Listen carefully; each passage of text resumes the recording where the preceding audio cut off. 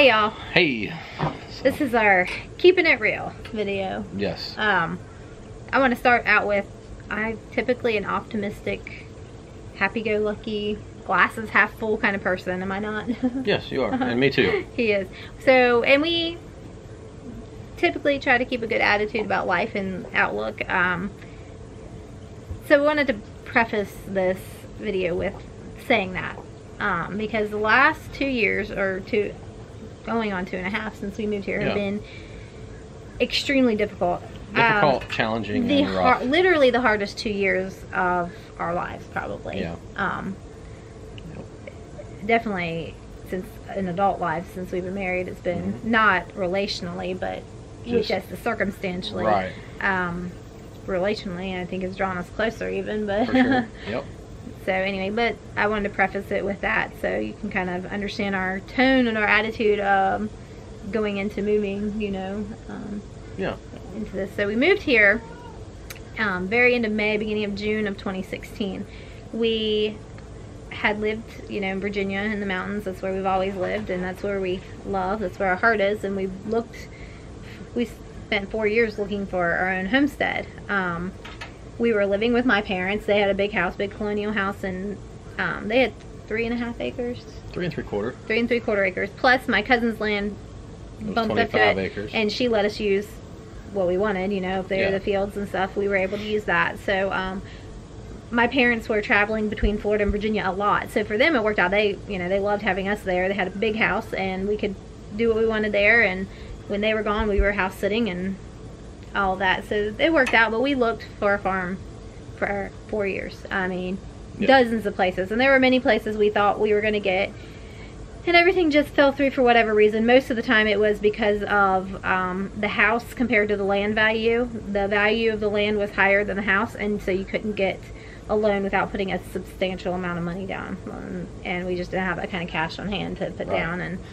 And so we were weren't sure what we were going to do. We were really praying about it. We went out one day and we really started feeling like God was telling us we were supposed to move to Florida. We had lived in Florida for 1 year before that and moved back. Yeah. You know, we have my brother and sister-in-law here, and my nephews and now niece since we moved. And this is, you know, where my parents really loved coming to Florida. And we just really started feeling that is what we were supposed to do. And we knew we didn't love Florida like we love Virginia. Yeah. But we wanted to be obedient to what God was calling us to do. So we prayed about it, and then things started just falling in place. I mean, to the point where I was literally having dreams about getting a job and getting a house and all this, and then the next day, the exact circumstances of my dreams were coming to fruition. Happened. Yeah. So it wasn't just this willy-nilly kind of thing. No. It was definitely clear signs and direction. So we moved.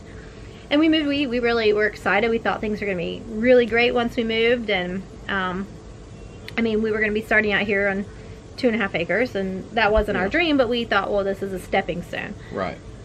Not long after we moved, my dad, my parents were still in Virginia. My dad had his massive heart attack and bilateral stroke. And that kind of altered the course of everything since then. We've talked about him before. He's, you know, in recovery. He recently had to have a triple bypass, and he's still recovering, but cognitively there's some things going on. So it's just been, you know, a challenge. My mom has been his caretaker 100% all the time. She's by his side, and that's, you know, but that happened. And so for that, a 12-week period there, 9 of the 12 weeks I was in Virginia, and 4 of the 12 weeks you were in Virginia. Right. Traveling back and forth. And then we moved my parents here, and my mom listed their house for sale, and it sold quickly, so she was able to get a place in town, and we're here. But at that point, that was in October, and then by November, well, right before we moved, Derek's truck started having some issues, like the intercooler blew, the turbo blew. We were having to fix it. The truck engine went out. That was after we moved here. This was in November. So we couldn't, I mean, he had to replace the diesel engine, the whole engine in his truck. We couldn't buy an engine right then, so we had to wait. And then February, we finally were able to get the engine. And Derek and Jack completely pulled the old engine and replaced the engine themselves. So it's pretty impressive, actually. I was impressed with them. But so finally, we're like, okay, this was in 2017. So we thought things were gonna start, you know, looking up, because you know, financially things weren't great for us here either. That was, you know, we were struggling, and he wasn't able to work extra as much because he didn't have his truck to be able to go do work.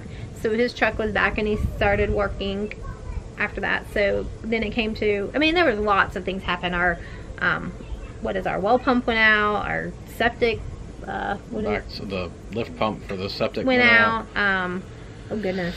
I don't even know. Lots of stuff. I mean, we had a water line break in our bedroom and flood our bathroom. I mean, our whole bedroom, and it ruined our carpet. So we have subfloors right now. We're going to put flooring down at some point. But it's just been a constant. I mean, just, you know.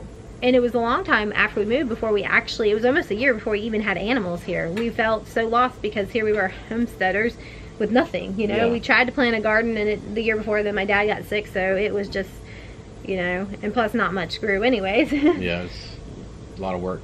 So we went through that, and Derek was working, but then he was working his 40 hours a week and then another 15 or 20 hours a week, so he was gone a lot, and it was very stressful because it was just making it by.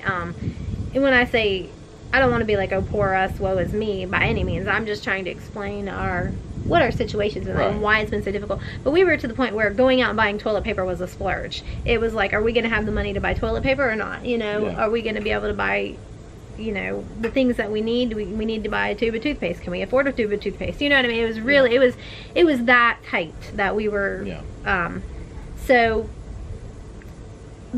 that we've just lived like that, you know, for 2 years we lived like that. It was frustrating, and it was constant things going wrong, just constantly. And then in May of this year, Derek started picking up more yards, and it just started getting where he had too much. He couldn't mow them all at night and the evenings after work anymore. So he talked to his boss and told him he needed to, you know, cut back on days working so he can mow, and he really needs somebody full time. So So Derek said, well, I'm going to have to give you, you know, my notice then. And I mean, they still have a good relationship. It's not, you know, not a bad thing there. Just, it is what it is as far as for us financially, what we had to do. And just like that, yards just pouring in, and jobs. And so we're to the point where we're more than making it finally. We're more than just scraping by. You finally know? getting I mean, ahead we're in not, life. We're not rolling in the dough by any means, but we're trying to get ahead from where we got kind of behind while in those 2 year period, 2 year period. But then there's a whole other element. I mean, everything's that could go wrong, but then there's the element of just Florida itself. I like your grin. The difficulties of trying to homestead here for us. I understand that there's people who live here and have lived their whole lives, and they love it and they thrive here, and that's wonderful. It's totally understandable. And that's great. I totally get that, because my heart and where I thrive and where I love is in the mountains. Right. So there's just things like it being, you know, saying it's 90 degrees feels like 115. Literally, I mean, that's what the weather says. That's what it feels like down here. Yeah. Literally the humidity. I'm not just pulling those numbers out. There's nothing for me to look at my WeatherBug app and it says feels like 115 all the time. It's just like that, and I can't. I have some health things where I just can't handle the heat. It makes me, if I stay out in the heat for more than a few minutes, it'll make me pass out. Like that intense heat. So, today's cooler than it has been. Yeah, right now it's overcast, and it says it's 83, feels like 91. Yeah. And it just, literally just rained. Yeah. Yeah. It's, and this is a cooler day. We've had it really much cooler than lately. Yeah. Lately than it had been. And then the whole thing with we've talked about it before, the gardening season. They say you have a long time to grow. Really, it's 2 short seasons. We can't get, like our tomatoes, we'll get them, the plants will look great and they'll have blooms, and then they fall off because tomatoes just don't grow in heat and humidity. And it's just, the gardening has been extremely difficult. You have to start everything in pots because the fire ants eat the seeds in the ground. And I love being outside, and that's where I thrive in gardening, and it's just so hot that I can't go outside most of the time. You have some health issues. That's what I was saying. I mean, and my health issues, I mean, like my blood pressure when I get overheated or when I'm doing too much drops to like 74 over 43. I mean, I bottom out, so it's not almost right before fainting. I mean, that's blacking out. So I just have to really, and this is these health issues are also something that's come on since I've been here. I haven't always had these major health issues. I think it's been a lot of stress. It's been a lot of the stress, and with my dad and everything. So I've just really been focused on the last few months on trying to take my supplements and my health, take care of myself, because if I'm not healthy and I'm not taking care of me, then I can't take care of my family properly. Right. I can't be what I need to be for them. So all of that has happened since we've been here. We haven't lost hope. No. As discouraging as it's been, we always dust ourselves off and keep on going, keep on going, and try again. Yeah. And like I said, financially now we're finally getting ahead and making it. And the yards, I mean, it's just been a tremendous blessing to make our own schedules, and it's been nice because he's working most weeks less hours than he was before, or it's in a few days rather than every day. Yeah, we'll go do a couple marathon days. Yeah. And so get he's all the able yards to be done. home with us more, which Yeah. is so nice, because for us, our heart is our family, and spending that quality time together. I mean, at the end of this life, what does money matter? I mean, obviously you need money to live, and that's the big Right. thing. And that's the frustrating part. Life is so expensive. Mm-hmm. When you really, what do you need to give people and your children is your time. Time is Yes. precious. It means more than anything. Time is the most valuable. And that's something for you. I mean, commodity. and Derek lost his dad when he was only 15, and with my dad, we were very close to. And I mean, he almost died, and he was only 60 years old. He had just turned 60 when that happened, and things are different with him. Now his life is recovering. That right now, Right. and we do believe he's a complete miracle, and we believe he's going to fully recover. It's just Yeah. But for us, something we really take to heart is time being precious and needing to invest Family, in our children and our family. And so him being able to be home more is just amazing. It's just been it's wonderful. been great. And so but anyway, I guess talk about how much we haven't enjoyed living here. Yeah. Our plans going forward, now that we're able to start saving some money, is we are definitely we've prayed a lot, and we really are feeling a release from here. Yeah. And we're going to be moving back to the mountains, We are. the Appalachian Mountains. That's our. We're not sure when. We just, as soon as possible, ideally. Yesterday would be great, but yes, no. but we're hoping maybe in the spring at the latest. But we don't. But we don't know. I mean, there's a lot. That's just the hope. We don't That's the have hope, yeah. anything. We have nothing set in place and nothing lined up for that at all No, right now. It's just what we would hope. What we're trying to do is get to the place where we can start actually actively looking for a place Mm-hmm. back home. But Back it's home just, in the Appalachian Mountains. yes. So anyway, but it's and we know it's just going to take hard work, dedication, and time, just like Mm-hmm. anything in life. And that's us. We've worked hard for everything we have. Nothing Yeah. has come easily for No. us. We haven't been handed anything in life. No, we've never inherited anything. It's just been all God's Here's our provision, neighbor. Yeah. A neighbor on his RTV. Stereo blasting, yeah. But anyway, so it's just we're excited and anxious. Not anxious in a bad way. Anxious in a we're looking forward to and excited. All of the kids are in agreement with us. Nobody is sad and upset about No. moving away. They like the They mountains. miss the mountains. They miss the mountains. We haven't, Derek and Jack haven't been able to do anything here as far as hunting and fishing and all that. And the little boys Yeah. are getting bigger. And Kylie, wants to hunt too. And Yeah. so it'd be nice to be able And to you get want to back. go hunting yeah. with me. And I want to go hunting with him. Yeah. Yep. But it's it doesn't snow here, and that's been something the kids have really missed. Miss the snow a lot, They've yeah. missed that. So we're looking forward to finally getting our forever. Hopefully Yeah, we getting our wanna forever get, situation set up. 20 acres. At At minimum. The more land, the better, obviously. But 20 I mean, acres if we would get be a hundreds, we'd be tremendous happy, start. but yeah. And that would be 20 acres would be a tremendous start. It I mean, would be we've done a tremendous. lot on 2.5 here, and but our goal is to raise grass-fed beef to sell, pastured poultry to sell, pastured pork to sell. We're gonna have a family milk cow. We're gonna again. have a family milk That's something cow. we haven't talked. We're gonna go ahead and sell our goats. Yes. That's And we think we have a buyer for them. we actually we've sold the 2 doelings, and then we think a buyer for all the other goats. And goats just haven't worked out that great for us because we just need more milk than they can Right. give, and I don't want to milk 14 goats at a time. No.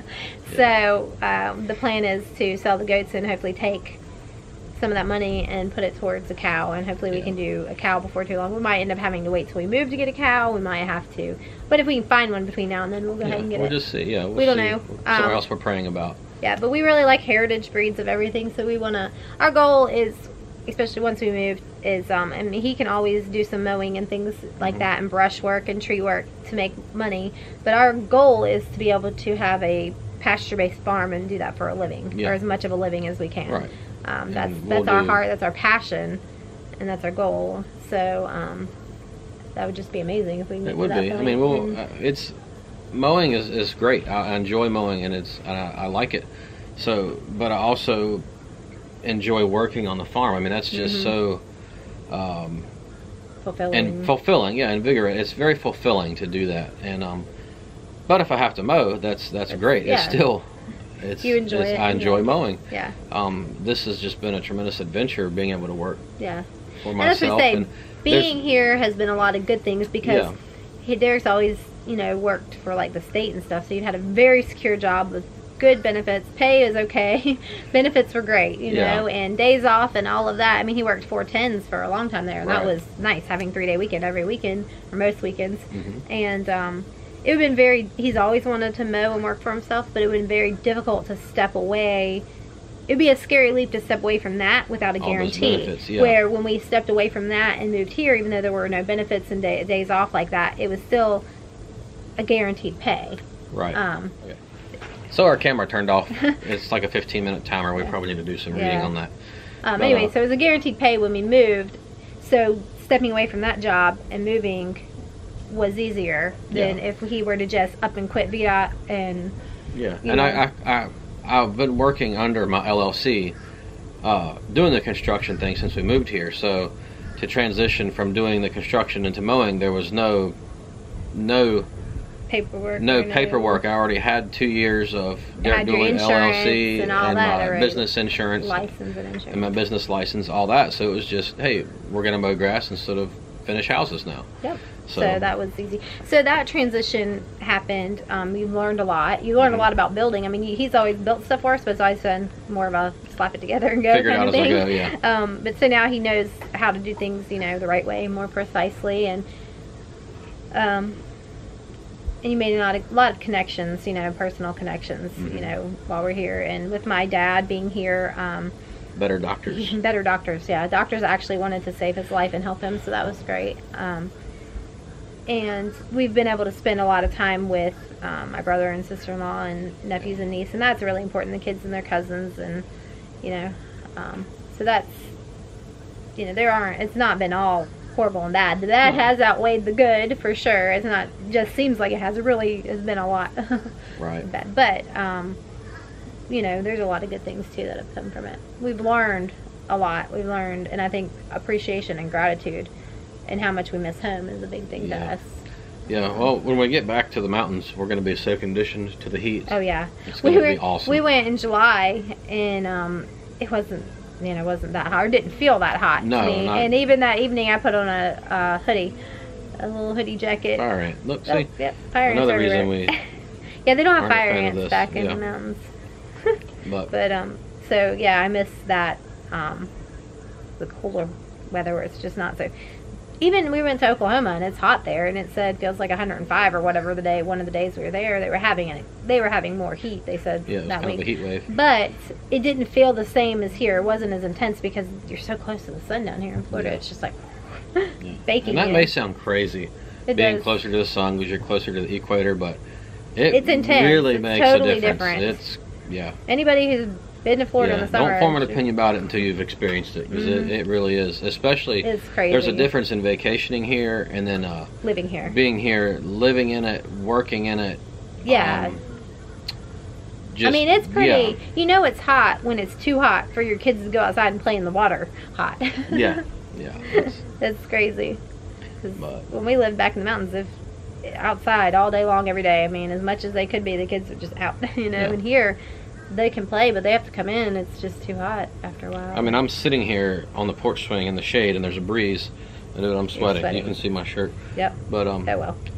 So I guess some people love it. Yeah, and that's fine. It's just not for us. Yep. I respect from the mountains. My family is from the mountains, and that's just where our heart is. And Jenna too. I mean, she loves it. That's where her heart is. Yeah, I miss it. We used to go take the kids to the creek and play in the creek. You can't get creeks here because some people do, but I think they're crazy. Yeah. Because there's alligators. Alligators. Lots of alligators, but and you can't see. We've killed more poisonous snakes here in the 2.5 years we've been here than I've ever seen anywhere else. Yeah, and there's fair share of poisonous snakes there, but it's different. They're just everywhere not here. as many, yeah. Like on our road, like right here by our house, it's like that. It's creepy. So, but anyway, I guess y'all that's what we're wanting to move back to the mountains. We're working towards that and planning. Prayers and so yeah, y'all just pray with us and for doors to open in direction as we move forward and just for things to keep on working out here. A lot of things have to work out. We still need our business to be growing and prospering here, and it is, and we need that to continue. The biggest thing is getting financially set up to move. That's a big thing. We have to get financially set up. We've got to have the money to move on, the money to live off of once we get there. While we get settled. And get the business established, because we definitely are going to have to pick up yards and tree jobs and landscaping and stuff once we get there. A full-fledged pasture-based farm doesn't happen overnight. I mean, you have to start with heifers, and we might be able to get some steers to raise out one year, but really we're going to get heifers and breed them. So you're looking at a long process of getting from starting to where you actually have product to sell. Right. Now we'll do pigs right away, and that'll be pigs are quick, chickens are quick. Chickens are quick, pigs are quick. The beef will be. I mean, even if we get steers, we're still looking at a year at least before we are ready to market and sell some. Probably 18 months. Probably with grass fed. But we'll get established in the my blog. That's another thing, another avenue we're trying to make money with. So that's moving forward. Doesn't make a lot yet, but we're trying to work our different avenues so that we have multiple streams of income, so we're not relying on any one stream at any given so time. And that's something exciting to look forward to. We're going to document our if any of you have an amazing homestead in the Appalachian Mountains, let us know. You're looking to sell. Right. No, we're not quite ready yet, but you never know what will happen in life. So anyway, this exciting things. We're excited. We're gonna try to do more videos and bring y'all along. It's so hard down here when your heart's not in it, because it's so difficult. Everything that we try to do is just fall on our face pretty much. So for the most part, but it's been tough. So but and it's like when we were in the mountains on our little trip, we spent 3 days in the mountains. That was all we had, but it was just so light and freeing and joyful. There was just we felt different inside, and we look for joy. We really we work hard to be content.